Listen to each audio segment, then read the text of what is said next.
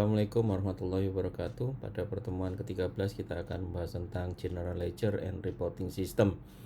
Apa itu General Ledger? Sistem General Ledger. Bagaimana sistem General Ledger terhubung dengan siklus-siklus yang lain, ya, seperti yang kita pelajari. Siklus revenue cycle ya, kemudian expenditure cycle, production, dan human resource cycle. Kita akan bahas hubungannya dengan GL. Baik. Sedangkan GL and reporting system itu sendiri apa? GL and reporting system itu sebuah sistem yang fungsinya mengupdate transaksi keuangan, baik yang ada di siklus pendapatan, pengeluaran, produksi maupun human resource, diupdate ke sistem GL ini. Setelah diupdate, kemudian disiapkan untuk menghasilkan report apa? Laporan keuangan, ya, dan aktivitas bisnis perusahaan.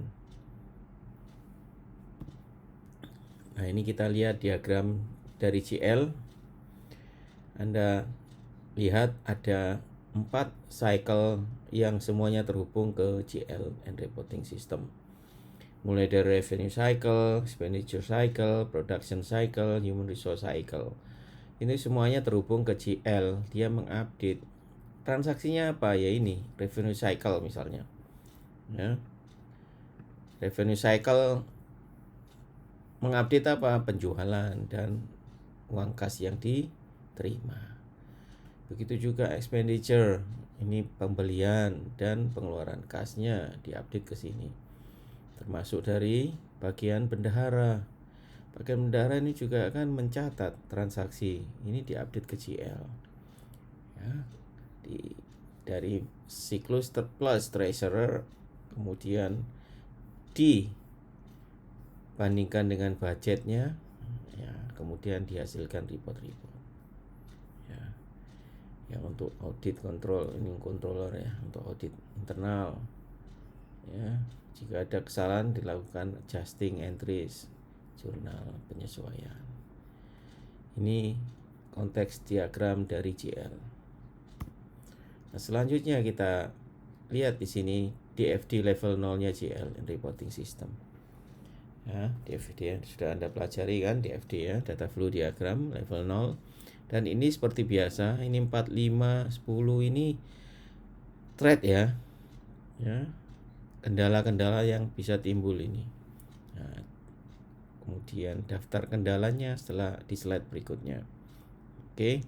Dan Anda lihat ini ada counting subsystem. Ini counting subsystem itu ya sistem subsystem yang tadi. Dari revenue, expenditure, production, dan human resource. Nah, ini dari bendahara. Ini melakukan journal entry. Sini, update ke GL. Ya, update ke journal voucher. Ini. Oke. Nah, setelah itu di tahap yang kedua melakukan jurnal penyesuaian. Ini jurnal penyesuaian di sini. Ya, dia akan mengupdate jurnal voucher dan mengupdate GL. Ya. Dan kemudian setelah itu GL menghasilkan trial balance atau buku besar yang sudah ter-adjustment. Ya, ini adjustment buku besar. Nah, disiapkan untuk reporting. Tahap berikutnya untuk laporan keuangan. Persiapan laporan keuangan. Nah, ini kontrol jika ada penyesuaian dia akan mengupdate ke sini. Dan ke financial statement. Baru setelah itu dia ngupdate ke GL. Setelah di trial balance di adjust, dia akan mengupdate ke GL dalam bentuk closing entries, ya, jurnal penutup. Nah, ini ditutup, buku besarnya ditutup, kemudian menghasilkan major reporting, ya, dibandingkan dengan budgetnya. Setelah itu dilaporkan kemana? Ke manajer. Ya, ini ke manajer, seret. Ya. Ini ke pihak eksternal user. Oke, ini DFD level 0 and reporting system. Sekarang online GL and reporting system sama sebetulnya dengan tadi. Ini secara online ya. Anda lihat JL-nya, ini satu database ya. Nah ini transaksi yang tadi dari subsystem tuh ya, dia akan mengupdate ke JL. Kemudian Anda lihat 2, 3, ini ada proses ini, counting inquiry processing ya, permintaan ini, pemrosesan accounting diproses menjadi berbagai macam informasi yang digunakan oleh beberapa bagian fungsi ya. Fungsi accounting, fungsi treasurer, fungsi internal audit, dan manajemen. Nah, Anda lihat ini periodic closing program, ini dia akan melakukan adjustment. Ada 2, adjusting entry, di entry, jurnal penyesuaiannya, dan standard adjusting entries. Ini standar jurnal penyesuaiannya yang sering digunakan, contohnya penyusutan dan sebagainya. Ini standard adjusting entries di perusahaan tersebut. Ini dia secara periodik di closing ya, diupdate ke JL. Nah, untuk menghasilkan financial performance report, laporan kinerja keuangan, untuk diakses oleh berbagai macam manajer. Nah, setelah ini ya, dari JL juga dihasilkan DSS, financial DSS. Financial DSS itu tujuannya untuk apa? Untuk pengambilan keputusan. Ya, hasilnya. Ini what if analysis ya. Analisis what if.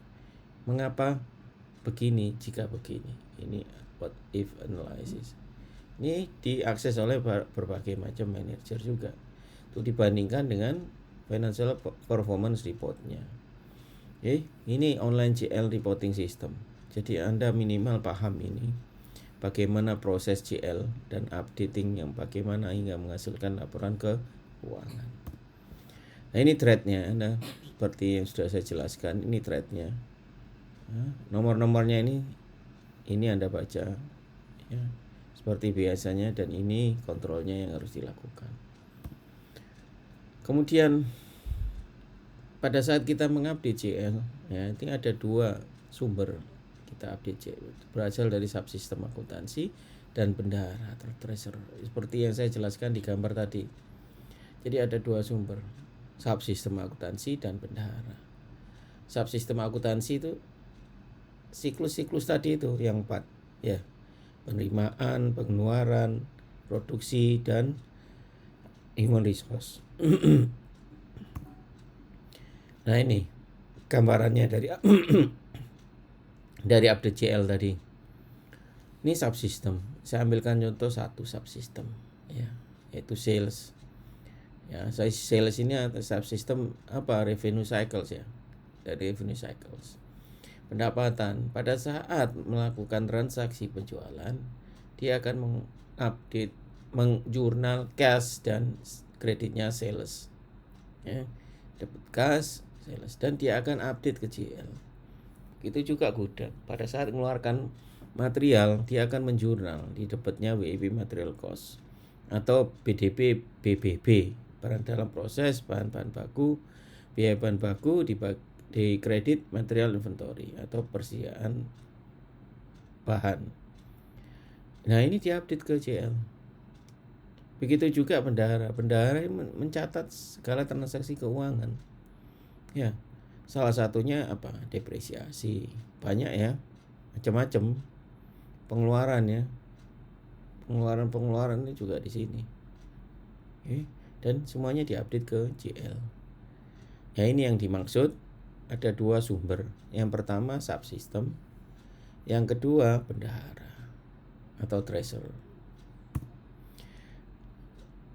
Oh itu sudah saya jelaskan online JL reporting system ya tadi ya, saya sudah jelaskan ini.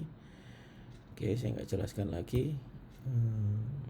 Nah ini post adjusting entry ya, ada 5 tipe pencatatan yang berhubungan dengan penyesuaian. Yang pertama accrual, tipe accrual ya. Kemudian yang kedua penangguhan, yang ketiga perkiraan penilaian kembali berbagai kesalahan. Jadi dalam jurnal penyesuaian itu ada ini loh, ada 5 tipe nih. Yang pertama accrual. Accrual itu menyesuaikan, ada penyesuaian terhadap apa? Pendapatan atau beban yang diterima di depan. Terima yang diakui di depan maksudnya. ya sebenarnya belum diterima tapi diakui di depan. Ya. Yang accrual. Kemudian yang kedua penangguhan, deferral. Ya kebalikannya. Ya. Kebalikannya dari accrual. Ya. Ini dikeluarkan dulu pendapatan biayanya. Biaya dibayar di muka misalnya. Ini penangguhan, deferral. Ini dilakukan penyesuaian. Perkiraan estimates ini hubungannya dengan apa? Penyesuaian, depresiasi. Kemudian penilaian kembali, revaluation. Revaluation itu penilaian kembali macam-macam dari terhadap aset, terhadap persediaan ya. Ini dilakukan penyesuaian. Kemudian yang kelima, terjadi kesalahan jurnal. Apabila ada kesalahan mencatat jurnal, dia akan dilakukan penyesuaian terhadap jurnal yang salah tersebut. Nah, ini memperbaiki kesalahan jurnal. Ya, nanti akan saya jelaskan lebih jauh di pertemuan yang berikutnya ke-14. Saya akan lanjutkan membahas tentang GL. Baik, assalamualaikum warahmatullahi wabarakatuh.